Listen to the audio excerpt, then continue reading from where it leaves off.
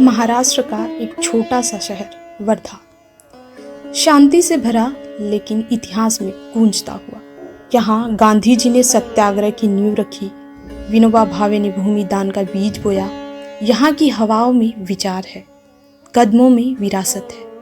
हर गली, हर चौक एक नई कहानी कहता है। इसी धरती पर स्थित है लक्ष्मी नारायण मंदिर, एक ऐसा स्थान जो सिर्फ आस्था का नहीं बल्कि सामाजिक सहभागिता का, रोजगार का भी केंद्र है। यह सिर्फ एक मंदिर नहीं है, यह वर्धा की आत्मा का हिस्सा है। 19वीं शताब्दी में भारत की सामाजिक व्यवस्था कठोर जातिगत ढांचे में बंधी हुई थी। दलितों को अछूत कहा जाता था, एक ऐसा शब्द जो केवल अपमान नहीं था बल्कि उनकी मानवता को ही नकारने का प्रतीक बन चुका था। उन्हें यह भी नहीं बताया जाता था कि वे किस भगवान की आराधना करें, क्योंकि धर्म सिर्फ कुछ लोगों की जागीर बना दिया गया था। पीढ़ियों से दबे हुए दलित वर्ग के लोग खुद को अयोग्य मानने लगे थे। भारत की आस्था का प्रतीक, सदियों पुरानी परंपराओं का साक्षी, यह है लक्ष्मी नारायण मंदिर, जहां धर्म, संस्कृति और सेवा एक साथ मिलते हैं। लक्ष्मी नारायण मंदिर का इतिहास केवल एक धार्मिक स्थल नहीं, यह हमारे संस्कृति मूल्यों का दर्पण है।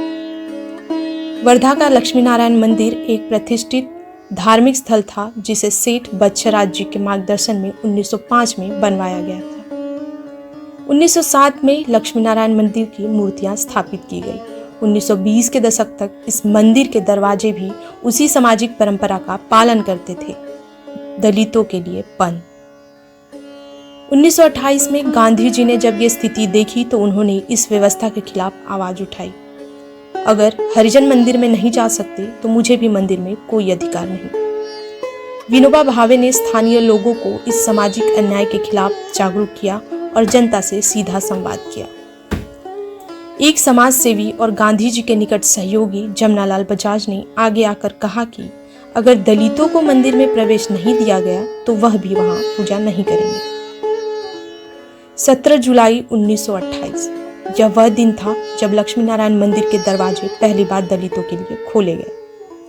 17 जुलाई 1928 को महात्मा गांधी के आदर्शों से प्रेरित और जमनालाल बजाज की पहल पर आचार्य विनोबा भावे दलितों के एक समूह का नेतृत्व करते हुए मंदिर के अंदर आए।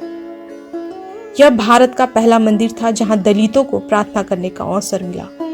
यह घटना सिर्फ एक मंदिर प्रवेश नहीं था, यह सदियों से झुकी हुई पीठ को सीधा करने का क्षण था। अपेक्षा की राख से उठती चेतना की पहली चिंगारी थी।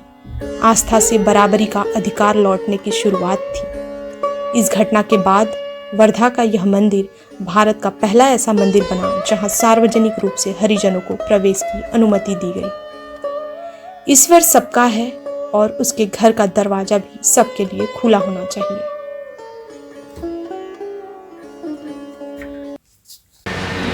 मैं अंबिका प्रसाद तिवारी लक्ष्मण देवस्थान ट्रस्ट का ट्रस्टी हूँ और इस मंदिर से करीब 55 साल से जुड़ा हुआ हूँ। जैसा कि आपको मालूम है कि ये मंदिर बच्छराज जी ने बनाया। बच्छराज जी ने बनाना शुरू किया, उसके बाद में बच्छराज जो पत्नी थी सतीबाई, उनकी इच्छा थी कि मंदिर बनाया जाए, तो उनकी मृत्यु हो गई। तो फिर बच्छराज जी ने उस काम को थोड़ा आगे बढ़ाया और उसके बाद उनके मृत्यु के बाद में जमनालाल जी ने पूरा करके इसका प्राण प्रतिष्ठा 1905 में हुई। 5 में बनना शुरू हुई और 1907 में इसकी प्राण प्रतिष्ठा की गई। और ये जो मूर्ति आप देख रहे हैं, ये जयपुर से लाई गई है। इसी टाइप की मूर्ति, इसी तरह की मूर्ति माधवबाग मुंबई में इसकी 2 मूर्ति की, एक यहाँ वर्धा में मूर्ति बहुत सुंदर है। और 1907 में जब इसकी प्राण प्रतिष्ठा की गई, उसके बाद में जब जमनालाल जी गांधी जी के साथ में और विनोबा जी के साथ में जुड़े, तो पहले मंदिरों में क्या था कि दलित और अस्पृश्य लोगों को प्रवेश नहीं था। तो जब जमनालाल जी गांधी जी और विनोबा जी के साथ जुड़े तो उनकी ये अपना मार्गदर्शन में उन्होंने निर्णय लिया कि अपना ये मंदिर दलित लोगों के लिए खोला जाए। तो बाद में ये हिंदुस्तान का पहला मंदिर है, भारत का पहला मंदिर है जो दलितों के लिए खुला किया गया। उसका विरोध बहुत हुआ समाज में। यहाँ तक विरोध हुआ कि जमनालाल जी को और जमनालाल जी के परिवार को क्या बोलते हैं, समाज से बहिष्कृत कर दिया गया। पोशाक वो भी खादी की शुद्ध खादी की बनाई है। इससे मंदिर से परिसर से लगा हुआ एक गांधी चौक परिसर है, वहाँ पे ये इतना स्थान था कि जहाँ पे पहली बार विदेशी कपड़ों की होली जलाई गई और वो होली करीब 10 दिन तक। और सबसे बड़ी बात इस मंदिर की विशेषता यह है कि अपना ये भारत छोड़ो आंदोलन की जब शुरुआत करने गांधी जी मुंबई जा रहे थे तो ये मंदिर में ही दर्शन करके वो मुंबई गए। बोल लक्ष्मी नारायण भगवान की जय। मैं यहाँ पे 40 साल से मैं सर्विस कर रहा हूँ। मुझे जानकी देवी बजाज में रखा है और मैं वामन देवता करके मुझे यहाँ पे सेवा का मौका मिला, इसका मैं बहुत आभारी हूँ। और मैं पीटी, तबला, रामायण और सब गाने, मैं भजन कीर्तन, भजन में भी रहता हूँ, कीर्तन में भी रहता हूँ। सब तरफ मैं भगवान की सेवा 40 साल से कर रहा हूँ।